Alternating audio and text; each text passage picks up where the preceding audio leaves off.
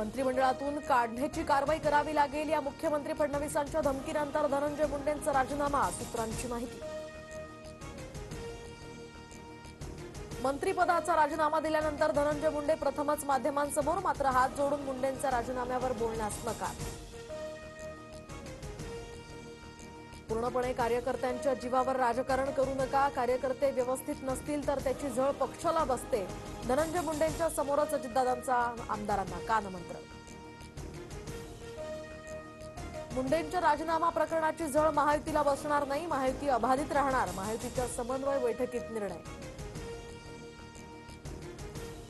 धनंजय मुंडेंच्या राजीनाम्याचं स्वागत, राजीनामा हा आधीच व्हायला हवा होता, शपथच झाली नसती तर पुढील गोष्टींना सामोरं जावं लागलं नसतं, मुंडेंच्या राजीनाम्यावर पंकजा मुंडेंची प्रतिक्रिया।